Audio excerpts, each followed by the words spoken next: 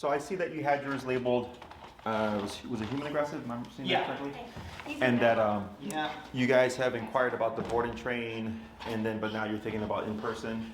We just don't know. I mean, we're trying to figure out what the right option is for Okay. him. So we've spoken to you. We've had another trainer come to our home. Sure. I mean, basically our journey is that, I mean, Hans has done a lot of training. He did a board and train when he was 4 months old. Sure. He did a couple weeks at Call the Wild. Okay. So basically around 6 months old, when our young niece was in our house, we started noticing that he would get, aggressive as a way to get what he wants. Like if he doesn't want someone in the room, he kind of like growls at them or will show aggression. So at about 6 months old, he started showing this. We asked around, why don't you take him? He just wants to be with you.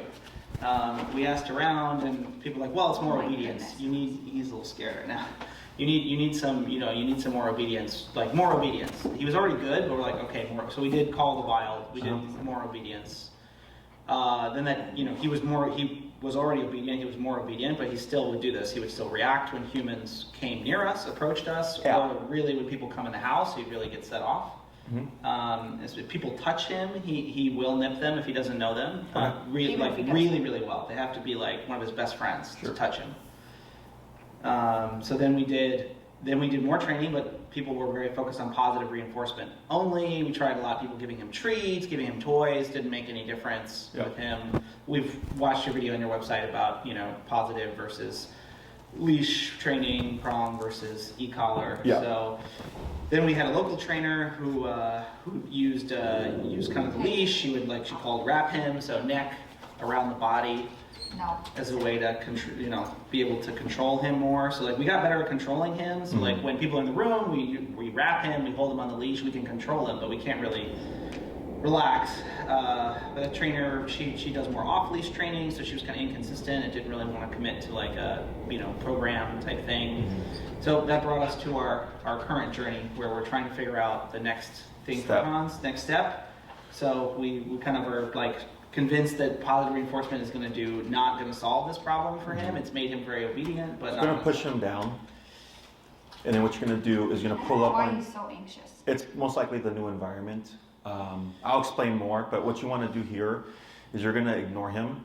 You're not going to acknowledge him. You're not going to pet him. If he tries to jump on you, you're just going to pull him off. I saw you pulling up on his collar to make him sit. What I'm going to have you do as well is when you go and reel him in right now. Reel him in, bring him in, and then pull him over in front of you, and you're gonna pull up, and there you go, just like that. Okay, you're gonna keep your leash short just as you have it. Now move him off. Sit. Good, like that. Okay. Now if he doesn't cave to the pressure going up to the sitting position, you're gonna pull up and then lightly press down on the hindquarters with your other hand. But you're gonna now pull up. Hans, sit. But you're not gonna use any words. It's just gonna be complete leash pressure and hand pressure. Okay, and I'll explain why as we go along. Go ahead and continue. Well, I think that brings us to our current journey. I said human aggression kind of in the house.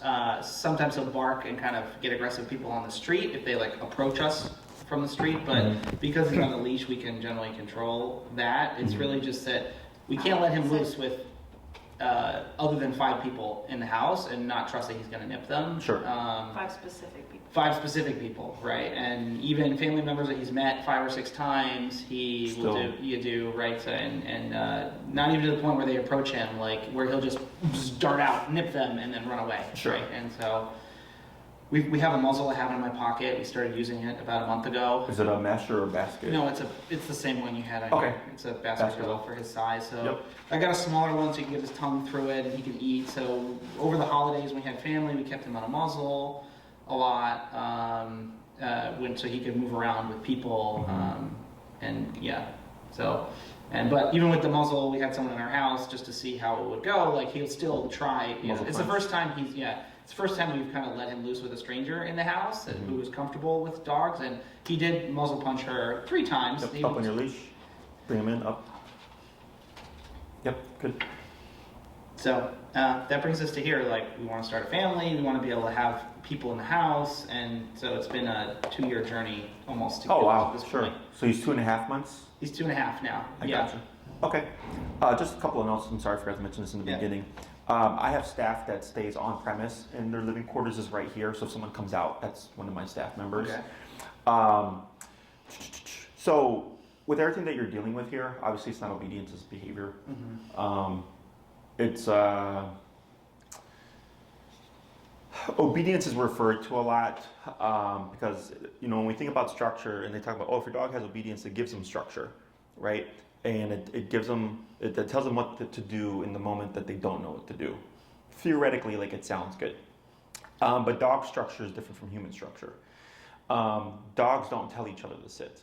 Dogs don't tell each other commands, right? But they do, they do nip and bite each other to tell each other what they don't allow or what they don't want, right? So you gave me a very good example.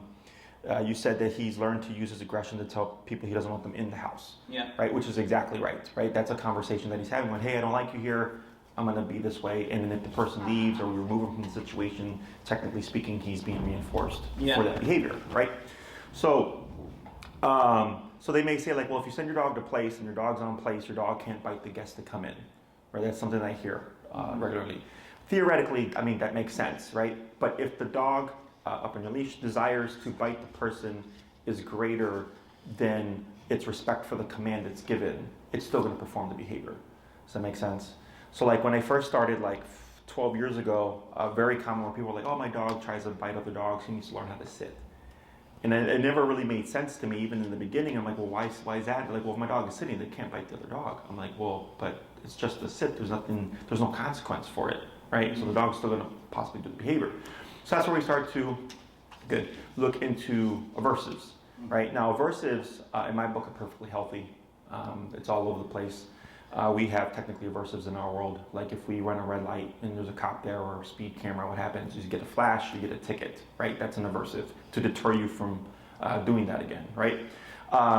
For me growing up, I was raised old school. I was spanked. So that was the aversive. If I didn't do my chores, if I didn't get good grades, or if I did something I wasn't supposed to do, I was given a consequence, right? To deter behavior, and in some cases to motivate behavior, get good grades, right? So for dogs, it's similar.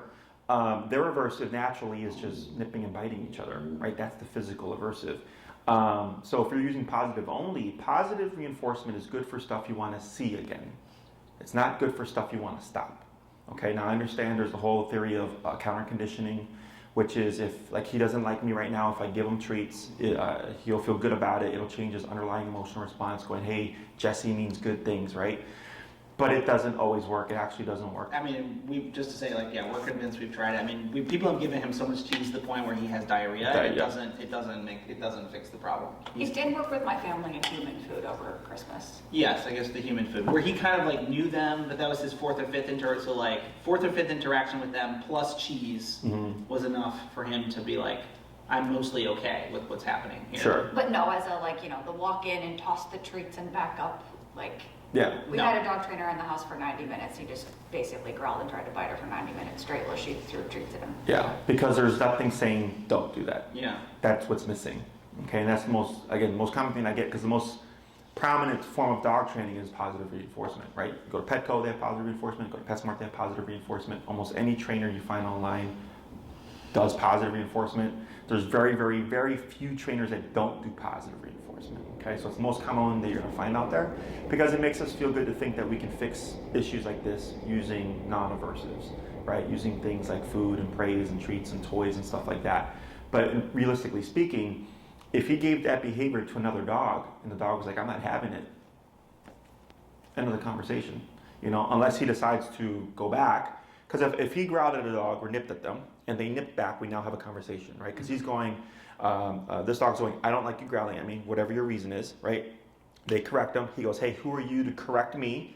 So he tries to correct them back, and now we have what I call a dominant scuffle, right? So they each want something, and one of them's going to get it, but it depends on who gives up, right? So when we do remote collar or prong collar, it gives us the ability to nip and bite the dog, quote unquote, so to speak, okay? And our first trainer, when he was 4 months old, did use a prong collar. Okay. She was great. She just ghosted us after 2 weeks. Okay, well. Yeah, I mean, I have it called in the drawer. I was just afraid to use it. But, Do you know what the brand is? It's an educator. I know you use the dog truck. So, like, whatever, we'll get a new one. It doesn't. How much does he weigh? 20 pounds. Okay. So and I'll explain why I use doctor and not educator anymore, Okay. is if this was obedience only, I wouldn't care. Like I would say, like, Ed's fine, you have a 20-pound dog, educator is fine. Because the educator is, or do you have the mini educator? Yeah. Okay, so it's meant for a 35-pound dog and under. So I had a guy with a 90-pound pit bull who was reactive on the mini educator from his previous trainer. Yeah. And they never fixed the issue. And I was like, well, part of the problem is the fact that your remote collar is like a featherweight to a heavyweight, right? So we've put him on the correct collar, and then did the training and everything. We were able to resolve the reactivity. If this was obedience, I wouldn't care so much because you do technically have the appropriate collar, and it's just obedience. The issue is when I first started, I only used to use educator because they didn't require the trainers to commit to buying a lot of product. I could literally call them up, buy one e-collar, and they would overnight it to my clients. Yeah. So it was nice for a person starting out because I didn't have to invest in stock that maybe wouldn't move, right? But what I found was that I had three dog aggression, dog reactivity cases, and they were all getting worse. Okay, and I had other cases that were getting better. So I was like, well, what's wrong here? But all three of those dogs were on the educator. So I switched them all to the Doctor brand, and then from there we started making progress. So what's the difference? Is it the strength? The stimulation is sharper on an educator. On the Doctor, it's dull. Okay. So when you feel it, it feels more pinchier, whereas with the Doctor one, you feel it and it's very subtle. So in my theory, it was just agitating the dogs for whatever reason, and since then I've always just used Doctor. Okay. So now you're welcome, because technically your mini educator again is the correct size for him. You're welcome to use it, but if we find after a couple of classes, or if we do the board and training stuff, that he's not making any progress, or we're seeing it's agitating him even more, we would definitely have to switch it. But then you end up wasting potentially a couple of classes. I mean, we just switched to the dog trot. I mean, we're most important for us is getting results from it. So if it's how long ago did you buy your educator? Probably 6 months. Okay, so yeah, it's beyond the. I'm not worried about it. If you put them on eBay, they tend to sell. Okay. Just, All right. Okay. So with your dog here, there's definitely nervousness, and there's definitely some anxiety. Okay, now the anxiety that I'm seeing here tends to be context-based, which is normal. So we all feel emotions throughout life, right? Fear, anxiety, nervousness. We all get angry. I like to think of aggression as a kind of an escalated form of anger, so to speak, right? So with humans, there's some humans that are more. Their inclination to become anxious is more common than someone like myself. Like, I don't really get anxious. Okay, have I been anxious? I have, right? When I'm under a lot of stress and stuff. But then after I resolve it, I'm typically fine, I had an ex-girlfriend that I had asked her to call and make a reservation for a restaurant because I was busy at work and stuff, and she didn't do it because she said she was too anxious.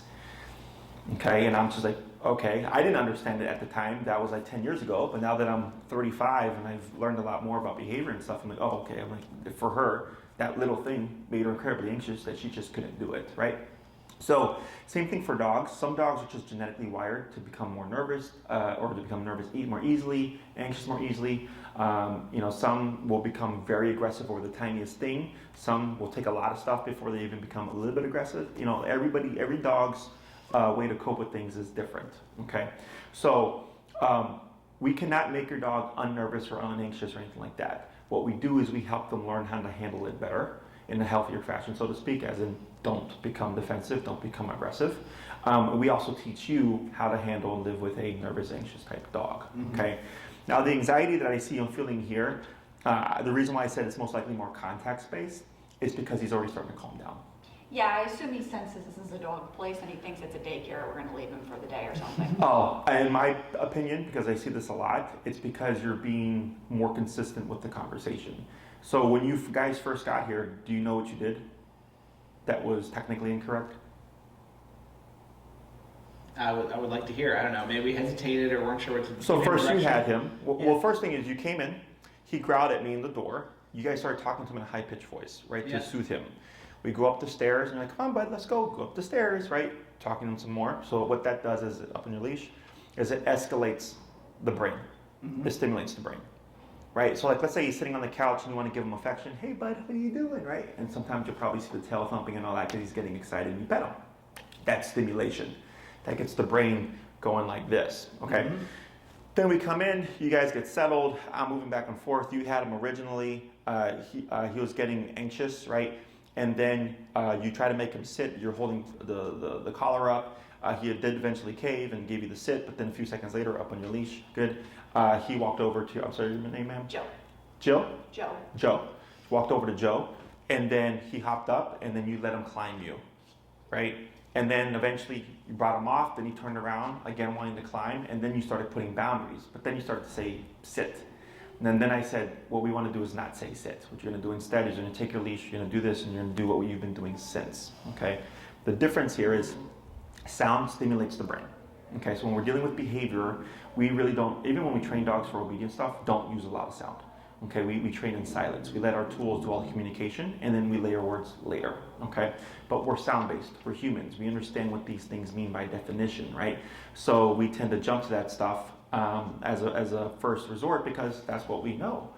But he doesn't understand the words, okay? But that sound starts to escalate the brain, and when you have a nervous dog, what happens is you get the stimulation in the brain, now the brain is elevated, and then you add stuff that he doesn't like, and since he's already elevated, now he's going to be more inclined to jump to the next level. Does that make sense? Dogs don't really talk to each other using words. They do growls, they do barks, they do grumbles and stuff like that, but it's not a full-blown conversation, right? There's not a lot of energy. Even if you've ever seen a dog fight, when they get in a scuffle, it'll look really bad, and then people can pull their dogs apart and there's no bites. But they're like, oh my God, that's the worst thing I've seen in the world. I'm like, but how is my dog not bit? I'm like, because they're very good about controlling their bite, but it's also just a lot of sound. Right, all that stuff. And then that's what we tend to go by. So here, Yes, when he doesn't like loud noises or fast movements. Yeah, that's nervous dog. He's hearing someone over here, and yeah, it's making him uncomfortable. I can see. Yes. So what you did was you shortened your leash, and you've been more concise about your conversation, which is, hey, you just need to sit down and relax. The reason why I said stop saying sit is because sit is a physical thing, right? Put your butt down. But if emotionally he's not feeling good, he's going to break out of that, right?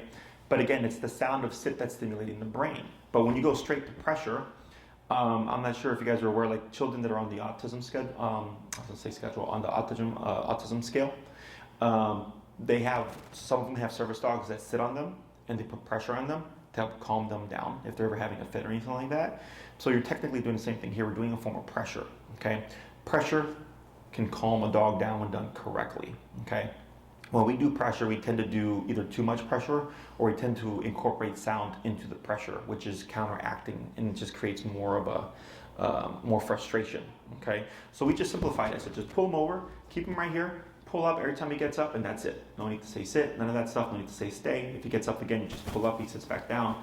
So what he's thinking is, hey, every time I move, I feel this pressure, but the moment I give the sitting position, right, or relax, pressure goes away. And then eventually, brain goes to the next step of relaxation. But you can see how he's still panting, right? You can see how he's tucked under you. There's a stress yawn right there. So he's still not at the most comfortable, but he's more comfortable where he's not all over the place. Does that make sense? Mm-hmm. And does it matter if it's a prong versus, so he's not wearing a prong collar right now. We have a Star Mark collar at home. Would that be something that we should use too to like? So Star Mark makes the conversation more clear. Because with the flat collar, you just have a blunt surface, okay? But it still works because when it goes up, it feels weird for a dog, so it's uncomfortable still, but it's blunt as opposed to like a prong collar. The reason those tools, or how those tools were designed, were meant to mimic a dog bite. They're meant to mimic teeth, okay? So if you put the pressure on, pending the situation, you might see him escalate, okay? The reason why he would be escalating is because he's already under stress. You add negative pressure, which puts the dog even under more stress, then you're probably going to see fit, okay? But we keep the pressure on. The moment we feel any relaxation from the dog, we release some pressure, okay? So the dog starts to understand, like, oh, if I become more escalated, this increases or stays static, but the moment I even relax the tiniest bit, I get relaxation back as well, okay? So that's why I say it's a conversation. It's not just you put the thing on the dog and then if he's being bad, you yank him or whatever. Like there's more to it. Because when people see those tools, they typically jump to like a medieval torture device type of thing, right? When really it's like very subtle, and we can use it to firmly correct the dog, but it's all done understanding what's going on within the conversation. You know, like I get clients that they don't know any better. They pop a tool in the dog, like an e-collar, and then like, oh yeah, my dog barked at the dog, and I, zapped him at 100. My dog got worse. And I'm like, well, yeah, because you didn't do any real training. You just put this thing on the dog thinking like, I'm going to punish him for being bad. And then you cranked it because you're like, since it's aggression, I want to punish it at the highest it can go, because I never want to see that again. But it's actually not like that at all. Okay, it's always, we always start low, and then we work our way up until we find something that works for the dog. Mm-hmm. Okay, question on any of that stuff so far? No, I mean, he knows hand signals for sit down, and he prefers them to words pretty clearly. Mm-hmm. So he's, as you say, I'm sure a standard dog, but he much prefers kind of visual cues versus the noise. We add the noise for us, right? Like he does better if we do a hand signal, but yeah, it's just natural for us to go like and then say the word. Sure. Anything else? Any other? I don't know. I think the diagnosis makes sense for him. I think for and all the corrections. I think for us, maybe in my head is like, well, what are the things that we do on a daily basis? Sure. I mean, we're pretty motivated. What about you, Joe? Any questions? Yeah, I guess though, and two, there's the like, how do we teach him he can't bite? Yes. So. And then there's the, in the house he's kind of overreactive, and how Yes. do we kind of get that to be a more comfortable environment? I think those two things, to your point, are a little related. Like I feel our house is, we live on a relatively quiet street, but for him that's like the worst, because that means when there is someone that walks past, it's like a big noise. And so he kind of spends all day getting more anxious as he kind of listens to the people walk on the street. And so I think, to your point, it is partly like his built-in level of anxiety and from being at home, and on top of the fact that he, is a little territorial. Yes. So to start, going back to earlier when you're like sudden movements or loud noises, right? So fear, anxiety, and nervousness look very similar, but they have distinct features. Okay. So anxiety tends to want to keep moving. Right, so that's why right now, like he's still anxious because now he's gonna lay down again. It looks like. So you see how he just kind of just keeps shifting. That's the anxiety. It's not letting him calm down fully. Okay, and anxiety can look a lot like overstimulation. Overstimulation is a dog's lack of being able to turn off or to calm down. So they're usually very excited, right? But those two, overstimulation and anxiety, can sometimes either be tied together or one will lead to the other. Okay, so anxiety tends to not settle. Fear won't let things go. Like he would still be growling and barking or like, being defensive and stuff. But the fact that he's able to coexist with me right now tells me that there's no real, fear is not really the issue. Okay. So like I had a client. If we were in our house though, he likely would still be. And I'll explain that. So like I had a client who put their dog away in another room like this. And the dog, the entire time we were having the conversation, was just barking the entire hour. Okay, so it just would not let it go. Whereas an anxious dog would eventually settle. They'd probably be moving around, but there wouldn't be any noise involved, right? A nervous dog would also, if you put them in a separate room, may settle unless they heard I get up from the chair or something, probably they would trigger again, right? So nervous dogs will calm down when the energy is low. So like if somebody comes over, right? Let's say it's the first time you've seen them. 30 minutes goes by, he finally chills out or whatever, and then they get up or they clap or they go, hey, right? Something like that, and he triggers. So yeah, it's exactly like that. Like we can get him to settle, and then the moment something disrupts the equilibrium, boom. Exactly. So that's typical nervous dog. Now, when we get moments where he doesn't settle, okay, so like let's say someone comes in, new person, first time or whatever, he escalates. Okay, now he's in territorial mode. The territorial behavior isn't bad, so to speak, it's normal. In our world, it's commonplace to have people come over and all that stuff, right? So if you hired a trainer and they came over, like the one you said for 90 minutes or something, right? Yeah. You've paid that person and all that stuff. You're aware of this ahead of time. He isn't, right? So for him, he's like, hey, there's a knock, intruder alert, right? And then when you open the door and that person comes in, he's thinking you allowed the threat in, okay? He doesn't really understand that when you open the door, it means that person is safe. Okay, so then he became territorial, person comes in, now instinct kicks in, and it's literally his life is in danger. Your lives are in danger. Does that make sense? So then, because he's a nervous dog at core, we have territorial behavior, which puts the dog under stress. Nervousness is a stress response, and then those two things get tangled up. Okay, and then some dogs have a hard time coming down from that because they're feeding into each other. Does that make sense? So think about it this way. Imagine you're in your home, right? Like you have a standalone house or something like that, and then it's 1 o'clock in the morning, and you hear a window break. What are you gonna think? Right? Yeah. Somebody's breaking in. I don't know if they got a weapon. Do you think that's gonna stress you out? Yes. Why is it gonna stress you out? Well, I didn't know they were coming. I didn't give them permission to come into the house. What else? What may you have to do? Oh, well, I'm gonna have to defend. You have to the defend house. yourself, the house, exactly, right? So that becomes stressful because you're like, well, I don't know what they have, right? So the same thing for your dog. So all this stuff is going on in his head because remember, he doesn't live in our world. He lives in a primal world, okay? So when you're outside, for some dogs, every person, every dog is a threat. But for you, you're like, oh, that's Joe that lives across the street. Oh, that's Bob, my neighbor, right? Oh, there's Maria with Fido, you know, going for a nice walk. Like, you know that stuff. And for him, he's like, threat, threat, threat, threat, threat, right? Even if you've seen them several times. Does that make sense? Yes,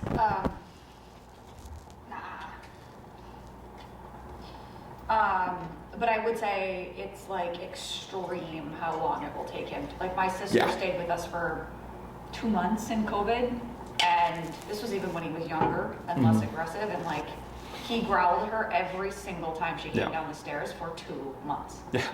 Like, That's I would say that is pretty, I don't want to say extreme, but it's definitely escalated. Because typically when someone comes in and resides with you, because they're with the person 24/7, so to speak, that they do tend to overcome that. the Okay? only time he's okay is oddly at night, because he really takes his nighttime sleep very seriously.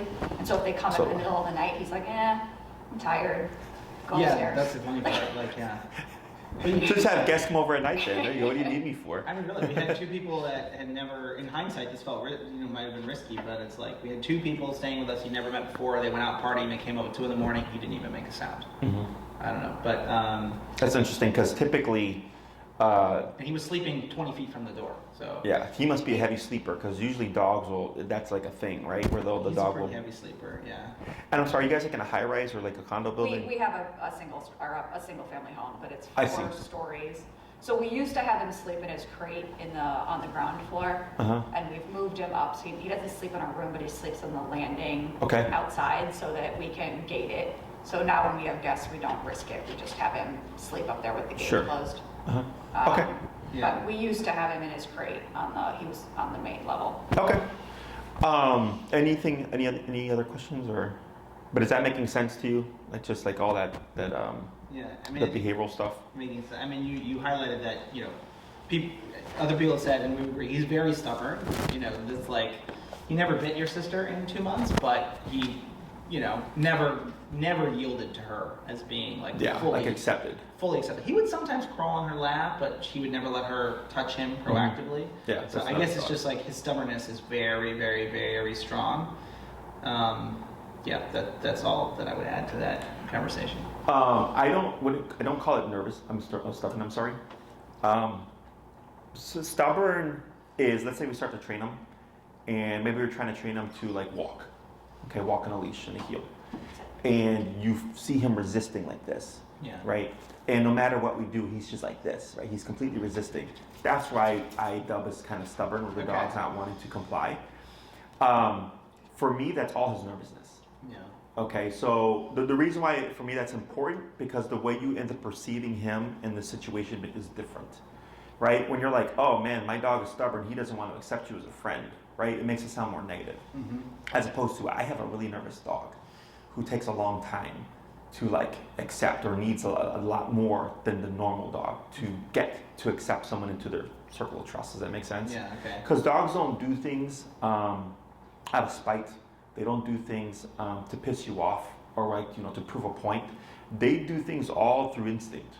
Okay, and then once you start to understand that, it in my opinion helps out a lot, because like people tend to take things personally, right? So like I had a client who gave her dog the best of everything in the world, and the dog bit her, right? And she took it very personally. She's like, I don't get it, Jesse. I give this fucking dog everything, right? And, you know, he eats the best food, this and that. I'm like, you're taking it personally. I was like, but your dog's a resource guarder, and you went near his food, and he bit you. That's instinctual. He doesn't care about the other stuff. Does that make sense? Mm-hmm. So once you started to understand that, it took off some like resentment. I mean, we felt the same where he's bit you, and it's like... He's nipped me 3 times. And what were those instances? One was when he was really overtired in his defense. Okay. We took him on a run and then got invited to go on a boat, and he loves the water, so he like went running and swimming, and then I went to put his harness on in the car, and he doesn't really like things going over his head. Okay. And so he was just overtired. That was the first time. Okay, that makes sense. The second time we had the local dog trainer over, and she was forcing him to let her touch him, and he tried to get her, and he got me instead. And then the third time was honestly last week. Like, I mean, we took him with us for Christmas because we didn't want to have him in the boarding for 2 weeks. Sure. And we can't, like, we can't do so like a house sitter or something. It just wouldn't, at least not now. And so I don't know if he was just anxious or what, but we were drying him off after the dog park and he nipped me. I see. That seems kind of similar to like the harness thing to me. Yeah, I mean, the harness is, I think it's that he doesn't like things going over his head. I guess also with the dry, he doesn't really like being dried off, but he likes to get dirty. Okay. So drying off is part of life. Because my mom said the same thing when she had him, like, when he was dirty and drying the paws, and I've had the same thing. It's like, it's basically when you need to, like, get in his, you know, in his space and on top of him. To, like, because when you put a harness on. I clean his... Has that always been, I'm sorry, since like he was a puppy? He's never really liked being dried off, but Okay. I will say, like, we have learned how to kind of, we call it not picking the fight. So the real problem is that Jeff forgot the right way to dry him off and started with his face instead of with the back. So you have like a structure of Yeah. drying him off to avoid And escalating. and then he thinks like you're playing, and then he's fine. I see. You've found a way to make, I mean, you have to tell I us. joke that he's a puppy burrito. You make him a game and you get high pitch and he like gets to play with the towel as opposed to like, sit down, I'm gonna... And when he plays with the towel, does he grab it and like... Yeah, He bites plays with around his with teeth it. a little bit. Yeah. Okay. So that's something that can be worked on. I'm not opposed to the game thing, right? But remember what I mentioned earlier about escalation, right? Stimulating the brain and stuff. Also biting the towel. You know, I hear It's that. like tug of war. You know, and then it's like maybe you try to, then he ends up biting you instead, right? The other thing would be like, you know, again, if you forget to do it the right way, you know, it's kind of like I just want to dry my dog off and then just go about my life, and I have to like, I always tell people, the dog accommodates you, you don't accommodate the dog. It tends to always be the first one, right? Okay, so that to me is bully behavior, which is not uncommon from nervous dogs. There aren't. So like he's trying to bully us? Yeah, into, okay. like stuff that he accepts or that he will accept, right? Like he'll accept you drying him off, so to speak, if you do it this way, right? But if you do it the other way, you might get bit, right? Putting things over his head, touch sensitivity. So like bullies aren't confident dogs. They, you know, and bullies in the human world are kids with insecurities that bully weaker kids to make them feel better. Yeah. Same thing for dogs. Okay. Confident dogs really don't care about stuff. They're just like, all right, that doesn't bother me, and they only care about stuff when it actually impacts them, right? Otherwise, they just don't care about anything. But for me here, that stuff all sounds like bully type behavior, and not really that he's seeking. Like, there's dogs that will seek to bully, but it's like if you put him in a situation, he's going to assert himself, and then, like let's say putting the harness or whatever, like he's going to go, I'm too tired right now, don't do that, right? To me, that's a bully type. Charging you when it's bed? Were you trying to? It was a Were you similar... also trying to dry him off? It was when it was time for him to, we sent him to splash and play every once in a while. Okay. And like, you know, sometimes like, you know, well for a while he just didn't like that. It'd be like, okay, time to go get out of the house, go into a van. So Sure. the times that he's gotten most aggressive or bully with me, like I think probably his fiercest aggression is when it's like, he's having a nice nap, it's 10:30, 11, whatever time they come, and I'm like, hey, like, it's time to go, and he realizes what's going to happen. He sees the van, he hears the van, he sees me doing, he's like, okay, you're going to take me and you're going to put me in that van. He loves it when he gets there, but he doesn't like getting in the van. That ritual, yeah. He doesn't like the person coming to the house. I hand him to the person. He gets in the van. The reason we can't have a dog sitter is he really doesn't like when a stranger takes him out of the house. Okay. He's fine once he's out. Like splash and play, you know. If I drive him, he gets there. He is so excited to see all the people that work there. Even once he's in the van, he's fine. But getting in the van, and if we used to give him the code to come in the house and pick him up, and he will attack them every single time. Yeah. Even if it's the same person that's been picking him up twice a week for the last year. Yeah. Or like Penny, his favorite, that he like squeals, and he's only submissive peed twice in his life. But Going to choke up a little bit more on your leash, like go halfway up towards his collar. So bring your hand. So you see where you're holding the leash? Yeah. So then this way, when he hops up, and then relax. Yeah. You're not having to stretch out so far. You have it closer to the collar. I loosened up because you were doing well. Yeah, because he bit. I mean, Penny's his like favorite person that comes to pick him up. He submissive peed once or twice. Like, is always happy to see her. But like one time, he just didn't want to go, and she was like excited to see him. Started putting the collar around him, and boom, he just nipped her. Yeah. So the issue is that things are on his terms right now, right? So like Penny, good, and then one day he's like, nah, not today, right?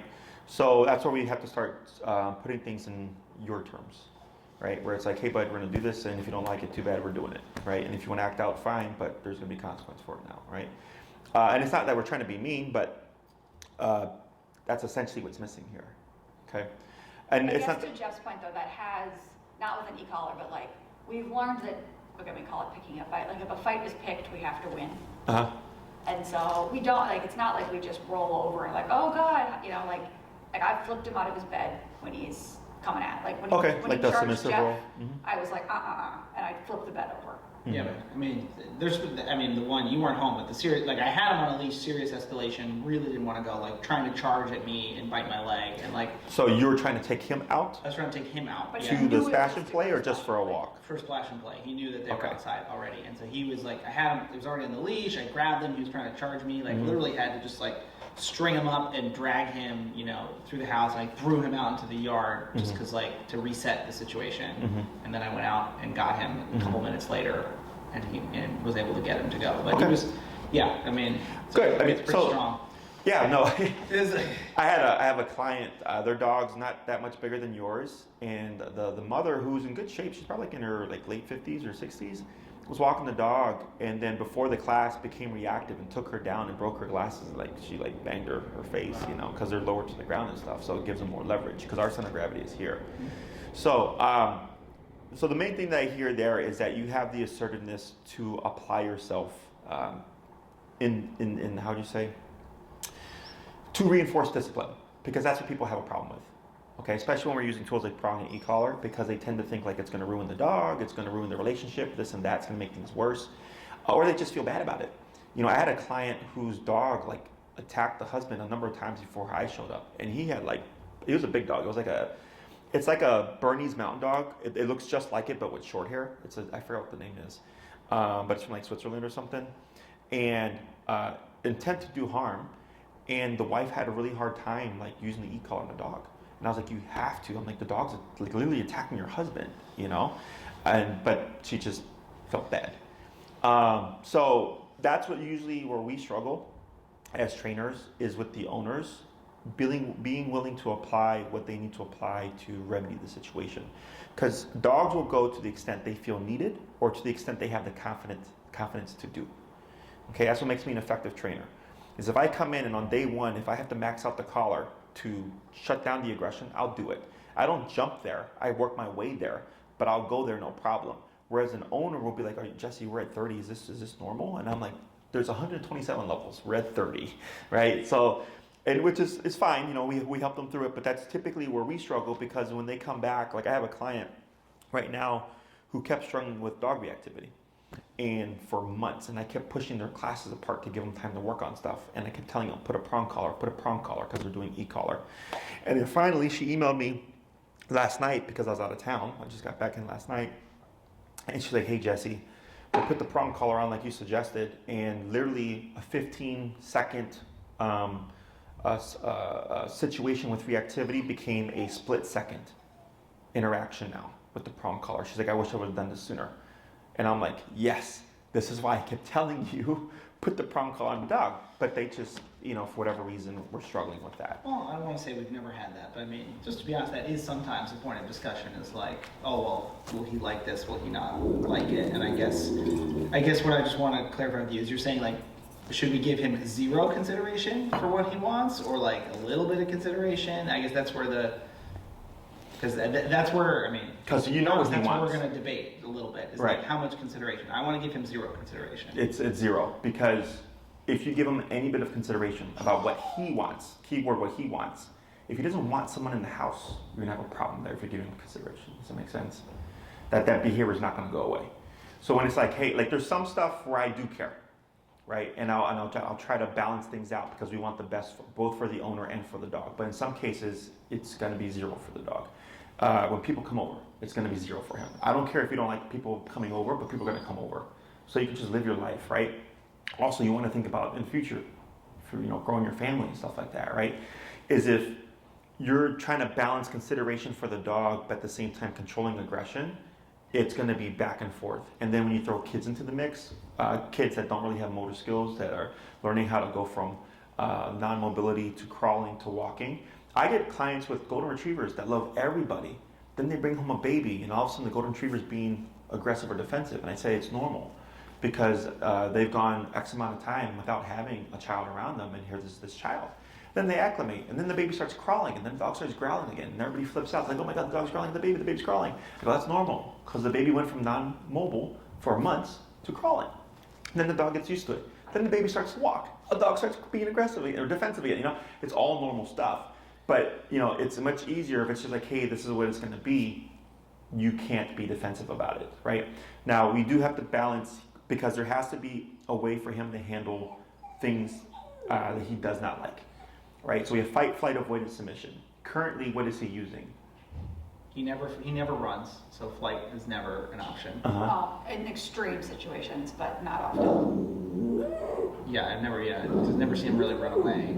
So fight is... Yes, right? So this is technically fight response as well. Okay, it's in the category of, he's not actively being aggressive or anything, but he's demonstrating that he's not liking the sounds that he's hearing. Yep, just keep it up like that. Hold. Yep, now relax, right there. This is all him saying, I don't like that sound that I'm hearing. I don't like that person that just came out right now, right? So it's categorized as fight response, whereas we tend to think of fight response as the active aggression, the nipping, the biting, the barking, the reactivity. Yep. Keep up, and now relax. There you go. Does that make sense? So right now, we have to teach him that fight response is not acceptable. Okay, it's an unhealthy way to handle stress. Okay, so the next thing that we almost always see and should see is up, and relax, is avoidance behavior. Okay, if we don't see avoidance behavior, that tells me that whatever it is that we're using to correct isn't enough. Okay, so the reason why the avoidance is important is because if I correct them, like let's say for the reactivity with the e-collar, let's say I correct him at 25, and the next time somebody comes out, he does it again, and I correct him at 25, he stops. But then the next time a person comes out, he does it again, right? So it's stopping him within the moment, but it's not teaching him to not do it the next time, right? So we're managing the behavior, so to speak. But let's say I correct him at 50, okay? He blows up, I correct him at 50, he stops the behavior. The next time a person comes out, he does this. He turns his head, person walks by. That's avoidance, okay? So he goes, hey, another person came out, but last time I got tapped at 50 for being barky. What happens if I don't bark and I do this instead, which is avoidance? Nothing happens. Yep, keep up, and then relax.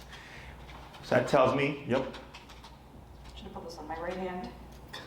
You can switch hands if you need to. So the correction at 50 stopped and then deterred the behavior. Does that make sense? So then that's what I help you guys figure out, if we're doing in-person training, is I'm walking you through everything, giving you all the steps, and then you go out and you just continue living your life, but you're applying all these things that you're learning gradually until you start to find what's working for you and your dog. Mm-hmm. So then you're like, hey, and you come back, Jesse, 25 wasn't working. We kept escalating like you told us to. We ended up at a 60, and at 60, we noticed like night and day difference in his behavior. I go, good, 60 is his behavioral number for these kinds of situations. Does that make sense? Mm-hmm. So like, if we take a red light ticket, I think it's $100. I've gotten a couple of red light tickets. Imagine if that fine was $1,000. Do you think people would be willy-nilly about running a red light then? No, maybe it was $10,000, right? So it does deter you, but it's also low enough at a point where like you'll maybe try to do it again, and then you go into politics and recurring income and all that stuff, and that's a different thing, right? But if the consequence was that severe, I don't know that anybody would intentionally try to run a red light or try to speed through a yellow to make a red light. You know what I'm saying? So same thing for your dog is we have to figure out what consequence is going to be needed for him for the behavioral stuff, which is all I help you guys figure out. Okay. So in terms of how we would approach this, is the first thing that we always cover is heel, which is the walking on a leash. Okay. I know what the issue is. Okay. And heel can seem unrelated to the behavior. Heel fixes about 60 to 70% of problems. Okay. He can pretty much heal. I mean, we don't enforce it all the time, but he's had a lot of leash training. Okay. So can you walk with a completely slack leash in any environment? And you'll stay at your side for extended periods of time? He'll do it a lot, but it's nowhere near 100. It's, 80. So no is the answer, but he is very well socialized in the city. So like, fireworks don't bother him. His favorite poop spot is under the L. Like, we can walk past 1,000 people with a loose leash and he'll be fine until there's someone that sets him off. Mm-hmm. So the answer is no, but like he's better. It's like random kind of, right? Well, it isn't. Like, it'll be if someone approaches us, if it's a weird homeless person. Sure. The ordinary stuff. I mean, there's two situations that I notice. The main dog walker. There's two situations where he tugs on the leash. One, which is if he perceives a threat from a person, and two is if he realizes somewhere that we're going that he really likes, and he starts to get stimulated, and he, like for example, if we make a specific right-left turn, he knows we're going to the dog park, and boom, then he pulls on the leash. Yeah. He'll calm down. I can tell him to do it, but it takes a minute or two. Okay. So no, I don't consider that a heel because like when we did the training. But if we drop the leash, we don't do this often because I don't know, so but if we drop the leash, he's actually better. Like he will just follow behind us when we're not holding. Yeah, I don't want to say he's not good. It's just I don't have a command that I can tell him now is the time where you can never pull on the leash. Sure. So that's what we would teach. Okay. The reason why the heel with the remote collar is so important is because it allows us to layer the remote collar in a non-confrontational manner. When we do aversives, people tend to think, especially with behavior. Yep. With behavioral stuff, they think, oh, we're going to go out, provoke the dog, and then just slam them with the collar. And I go, no. It's an approach, but it's not the first approach. The first approach is teaching the dog how to heel with remote collar and seeing what does that resolve. Okay. Leash reactivity, because leash walking is obviously a leash behavior, is usually resolved with the heel exercise. The alertness within the home can start to go down. So like if he seems like hypervigilant or anything like that within the home, that can start to come down as well. People coming into the home, it will not affect, because that is a separate context, okay? But we're building to all that. So then you're my feedback. So week one, we cover if you're doing it in person, we cover the heel stuff, right? You go off and do your homework for the week. You come back week two, and then you tell me all the things that you've noticed, right? You're like, hey, Jesse, he seems 25% calmer in the house, and we had 10 homeless guys approach us or walk past us, and he didn't bark, and almost always that was a guarantee it was going to happen. I go, cool, we've already made progress there, right? Then we work on the second part of heel. If there's anything that was unresolved or like things that you struggled with, we cover that, make some tweaks. You go off and do your homework. All right. Do your homework, come back, give me more feedback, right? We're going to have to cover touch sensitivity. So where your trainer was trying to do, so that's why I brought this out, but since you said he redirected towards you, I'm not gonna press it. So after the second class, we have the third class, right? Pick up, is there anything that we need to cover? Otherwise, I would jump into touch sensitivity, which is making contact with him, provoking, but then correcting him, okay? And in a lot of cases, we don't even see the aggression anymore because the dog has now been pacified and calmed down. Discipline done correctly is a game changer for dogs, because right now, like, right, is how hard it is to get them to settle, right?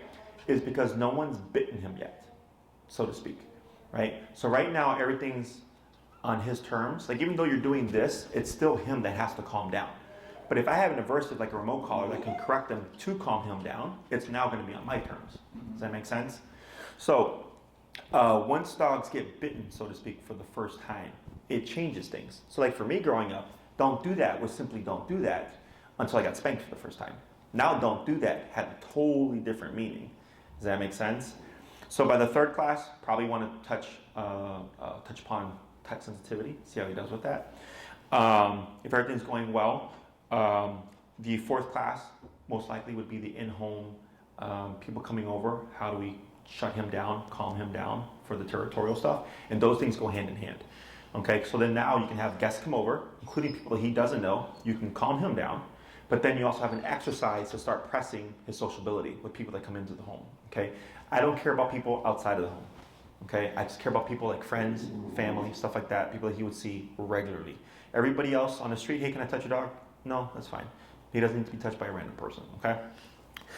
Your muzzle is gonna be a big tool in that part, so if you've not done any muzzle conditioning, please start it, and or if you are doing muzzle conditioning, continue it, okay? Yeah, I think probably need some help on how to do it, because I introduced the muzzle before I had watched your video about getting him comfortable, so like, he doesn't like the muzzle, he knows it's coming, but if I give him cheese for it, he will submit to getting it in, but not willingly. Okay. Like, yeah. How long have you been working on that for? A month. I mean, Okay. but really just 2 weeks intensively. So like, because when we're away with family, like we need to put the muzzle on. So I have him on the leash. He'd be like, he'd see the muzzle, be like, oh my god, I'm gonna get the muzzle. Then I give him cheese. He starts to settle, and then once he's settled, whoop, muzzle goes on. Okay. So I saw your video where the dog was eating out of it. Unfortunately, we passed that point where he sees okay. it and he's like, oh, okay, I'm gonna get muzzled. So this is what you're gonna do. No treats. No bones, no antlers, none of that stuff. Only his food, kibble or whatever you feed him. Take his muzzle. You can take like a Ziploc bag and punch it in to help keep the food from falling through the I cracks. saw you do this with the other dogs. So basically, the only way he eats is to put his face in the muzzle. Yes, and if he doesn't, we put it away. Okay? So, He's a grazer, so. do you free feed? Yeah. That's why.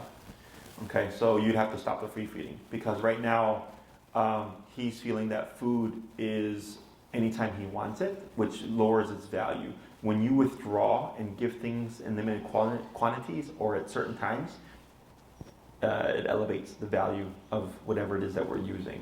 Okay, but that muzzle is going to be your best friend, which is why I know.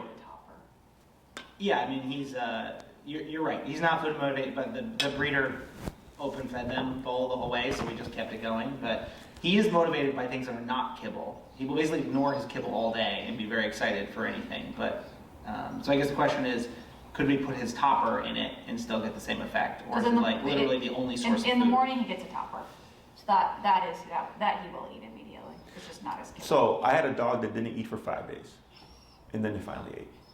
That's how strict I am. Okay. And I'm not trying to be a jackass. It's because it's against instinct to starve oneself to death, right? At some point, he's got to cave. But if it's like, well, let's try working our way backwards, it's going to take forever, okay? We just come in, here's the food. You get 5 minutes to try to eat. If you're not going to eat, we try again at lunchtime. If you don't eat, we try again at dinner time, right? And we keep doing that. So eventually the dog's like, hey, the only time I see food come out is in that muzzle, and I'm getting kind of hungry, right? And then if they put their mouth in and then they pull away to chew or whatever, we put it away. So now the dog thinks when I pull my mouth out of the muzzle disappears. So the only way for me to keep that food and eat is to keep my face and eat like this. Does that make sense? So it's super strict, but it's very effective. But people tend to have an issue with it because of how strict it is, right? But if we get to the point where it's like, okay, now we're ready for this step, and it's like, well, we're still working on the muzzle. Now you guys have just worked against yourself. Does that make sense? So, because I have clients. Trouble getting the muzzle on him. Well, no, but I think I've never had him, actively growl or this, but I think we're saying is like, I think what we're saying, this is the zero consideration moment, right? Like, I have to give him consideration. I have to grab him, I have to comfort him, I have to he never is going to put this face in. I can never just say muzzle, Boom. boom, right? And this is I think this is where we're going to have a discussion, but like, He does with his collar. he does with his collar, but the collar is just a collar. I mean, Correct. that's like one The step. muzzle- A lot of dogs will let you. You're right. A lot of dogs will run away if you have a collar. I'm not saying he's not a good dog. I'm just saying that like this is the next level Yes, of him. because the muzzle takes away his primary source of defense, which is his mouth. So that's where dogs tend to have more issues. The other thing is we need him, like let's say you have guests come over. In order for you to get to a place where it's like, we can have guests come over and not, quote unquote, worry about our dog, is you have to be in that situation. But you will be worrying about your dog, right? So he'd have the muzzle on with an e-collar, and you have the guests come over, you do the exercise, you do the touch exercises, and then you coexist. But he's got a muzzle on. So in case someone makes the wrong move, because it's going to happen, or someone just jumps up and claps, because it's going to happen, right? Yeah. Is even if he charges them, you can still correct them, but even if he makes contact, your liability for a bite is much, much less, right? But he has to be able to tolerate that muzzle for an extended period of time. That particular muzzle that you have is meant for extended wear. Which he did over Christmas. He wore it for ever many days. Yeah, he'll wear it. He'll get comfortable wearing it. So no, I mean, it's not that he's. I mean, yeah, we're part of the way there, but just want to get all because right now, like if someone's coming over, they've already rung the doorbell. Now it's very difficult for me to get the muzzle on because I gotta get the leash, I gotta remove him. And that would choose happen him. if you did training or not. He would be muzzled prior, right? So if it's guest is coming over at 6 o'clock, at 5:30 he's already muzzled, right? So that you're working around that variable there. And I'd help you with all that stuff, right? Now, that's my approach to muzzle conditioning. I always tell everybody it's your dog, your rules. But just keep in mind when we're at that stage and it's like, hey, like we're still working on the muzzle, I would probably say, well, don't come back until that's done. Because there's no point in us pushing to the next step if we don't have the tools that we can use, okay? You're gonna be a little hungry, buddy. But yeah, and I tell everybody, start that now because muzzle conditioning for some dogs, it can be a day or two thing. You've already been working on it for a couple of weeks, so kudos to you. Sometimes, and like let's say we come to the class and you're like, hey Jesse, I was diligent, I did exactly what you said, and he's still having apprehension, blah, blah, blah, blah. I go, okay, it's cool, because you already did your part, right? Now we do what we call force conditioning, which is through the e-collar. Right. Okay, but I try to avoid that. I try to just do counter conditioning because the muzzle is a stressor, the person in your house is a stressor, the collar on his neck is a stressor, right? So now we have 3 stressors going on at the same time. So if we do conditioning and we can just alleviate one of those stressors, it just makes things that much more easier. Okay. Yeah. So the 4th class, we have 2 on heel, that has to happen. 3rd class touch sensitivity, see how that goes. 4th class, the in-home on how to have people come over. And then we see how that goes. And then the towel exercise, we have something that we can do with that as well. So it really comes down to how much you want to get done with your dog. Okay, so length of time, you're at minimum 6 if you're doing in person. 9 to 12 just gives us more time to work on things. Okay, so if you did 6, I would do bare bones, just the stuff that I feel you will need. Heel has to happen because that's what teaches them what the e-collar is and how it works. Okay, so that's 2, 1 on touch sensitivity, 1 on people coming in, 1 on like the towel or touch sensitivity in general. The 6th one we can think of as a variable. So I'm really just tackling behavioral stuff aside from the heel. Okay, if you did 9, it just gives us more time to work on stuff. If behaviorally he's doing really well, I would most likely want to cover recall, off-leash recall, so that you can do more stuff with your dog. Off-leash recall, no matter what the environment is, or if he's chasing squirrels, whatever, you can return your dog. We can do stationary control. He's pretty good at that, but again, not. It's like heel, where like he's perfect 99% of the time, and then when somebody weird walks into the dog park. Yeah, then he'll trigger. But it's not squirrels, it's people. So we would want our recall to work in those moments. Yeah. Okay, so that's something we could cover. We can also cover it, and you can pull up here too, so he stops string. There you go. Up, and then relax. Stationary control would be like the place command. So like let's say you have guests come over and you don't want to have him coexist, and you just don't want to have to think about your dog. You send him to his bed, your guests are there for 3 or 4 hours, he's there, he's not going to move. Okay, so then you know what he's doing. Yep, up on your leash. It also comes in very handy with kids.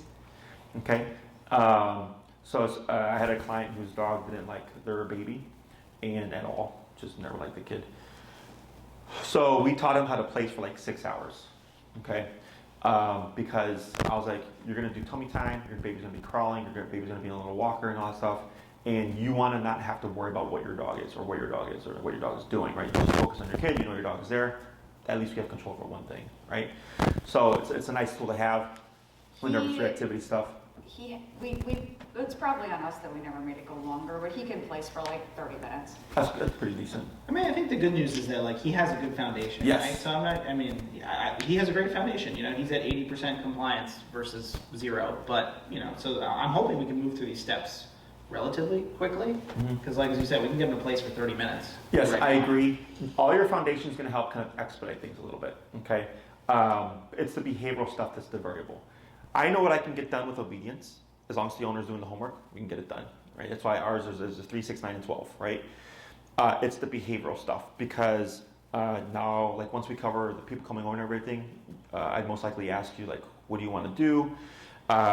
Because you're going to need time to rinse and repeat, make sure everything's sinking in, right? So what some clients do is we get the heel done, we'll get as much behavioral stuff done, and then we'll do like a class or two on the recall and the play stuff, and then they'll take a little break to have people come over, practice the exercises, see the dog's progression, right? And then a month, 2 months later, they're like, hey Jesse, everything's going great, we're making progress, but we're kind of stuck here. I go, cool, now have a class.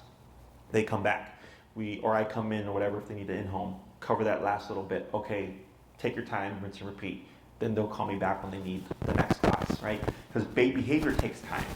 It's not like obedience. Teaching a skill is one thing, but teaching a completely alternate response to how he feels about something is different, okay? So, but the key thing, of course, is that you continue to push the behavior, because sometimes because I'm not seeing you regularly or seeing a client regularly, they'll get lazy. And then they'll email me and say, hey Jesse, I know we're supposed to work on stuff, we got lazy. Can you do a refresher and like remind us what we're supposed to be doing? I'm like, okay, I come in and do that, right? But then they just lose time in terms of progress, right? Because unless we're pushing the behavior, like trying to live your life normally and having people come over and having them exist with the people and all that stuff, you're really not going to know what progress it is that you are making. Yeah, I guess, so question for you about, I guess broadly makes sense. We've kind of heard, something similar from others about like what, once you go into the courses, what it would look like. Mm-hmm. I guess, which parts of that could we speed up with board and train? Because we're not opposed to doing that. If you say like, hey, heel, like... He was done a board and train before, correct? He did one when he was 4 months old. He did I see. 2 weeks. So, but like, the reason I bring it up is because that gave us a huge head start. Mm-hmm. Like, we came home, I just had to practice doing the leash. He learned a little bit of recall, and I just kept practicing the recall with a longer and longer leash. Yep. And now he recalls like, we not 100, but when we go to the dog park, he's the best recall there is. So I guess, I think our motivation is like to go as quickly as possible. Uh-huh. And so if that's an option, we could go quicker. And I think the second one, as you mentioned, like keeping us honest, like we're both busy professionals. We got a lot going on in our lives. And like, I think we kind of like the forcing function of like, there's a date with Jesse as opposed to like, hey, or at least we can talk about it. But like, I guess, are you open to like setting a set schedule? Like, hey, you're gonna have 2 weeks to do heel. Just remember that I don't know my schedule. You're right, after okay. January 30th. Yeah, that's a good point. Okay, well, anyway. Do you have like a rotating schedule or? I'm, in theory, quitting my job and starting a new one, but I can't quit till the bonus is paid. Sure. that So makes sense. you're right. Your schedule. I guess for the next month, or 3 weeks, we know, and you're away. So I guess it's like. Yeah. So we're pretty flexible if you're doing in person versus like a board and train, vice versa. It's just that we know ahead of time, right? So it's like, hey, we know the schedule, right, until this date, and we just book those dates or whatever. And then typically we do a recurring schedule. So like let's say Saturday at 10 was open or whatever, and you guys did a 9-week program, and every Saturday at 10 I would see you theoretically for 9 weeks, right? Yeah. But at some point I'd probably say, okay, here, I'm going to suggest we take a gap and you go off and do your own thing. And then you email me with any questions and then book your next lesson once you feel like you're ready. Mm-hmm. Okay. I have clients that are nurses and ER doctors and all that stuff, so their schedules are rotating. So we just tell them, give us your schedule and we'll plan around it so it's not consistent. Sorry,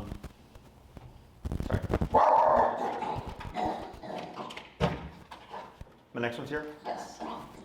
Okay, tell them I'll be down in a moment. Okay. The issue with the board and train is that we cannot make stuff happen. So like, we get dogs that are dropped off and we see nothing because we start off with structure right away.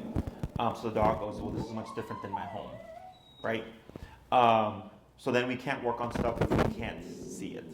Yeah. So if he shows us none of this behavior, theoretically we can't work on it. It doesn't mean that when you pick him up, there's no answers for you. It's just that there may not be progress there because we couldn't correct them for it. Does that make sense? Yeah, I'm thinking mostly about the heel. Is just what I'm wondering. Is that And something? reactivity, Yeah, like which is worse in our house than other places, but I mean, you can see it still. Yeah.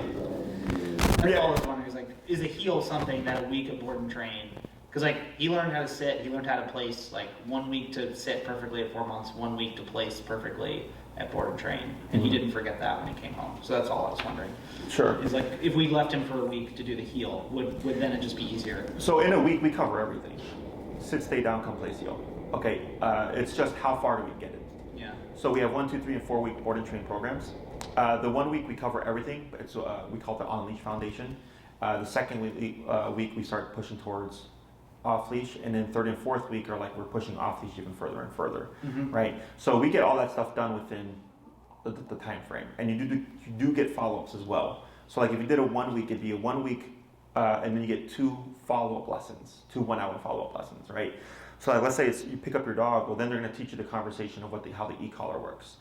We also record the lessons and stuff, and then send you a video so you could watch that before you pick up your dog. If it's ready by then, or you pick up your dog, you watch the video, you apply what you learn, and then you do a follow-up lesson on what you didn't quite pick up from the video, right? Or maybe it's like, hey, we got everything from the video, we understand it, great, it's awesome, but now we need to work on like behavioral stuff, or whatever. Then they would just focus that lesson on the behavioral stuff. Does that make sense? If you did a longer board and train, we just take his training that much further, and then you get more classes with each week that we have the dog. I think it's 2 for 1 week, 4 for 2 weeks, 6 for 3 weeks, so on and so forth. And then you get a video for each week that we have your dog. Okay. I would tell my staff like, hey, if you're seeing reactivity, please make a video for them because that's why he's here. But if they don't see anything from him, then they can't. There's nothing to film. Does that make sense?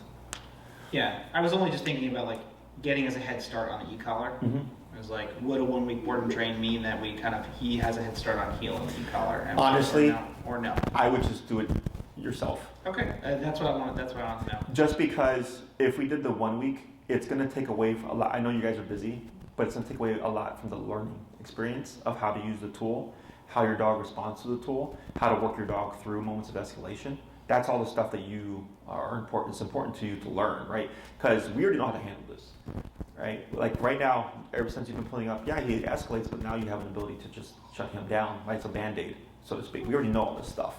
But it's you guys need to learn this stuff. And it's much different when you're doing it hands-on, real time, okay?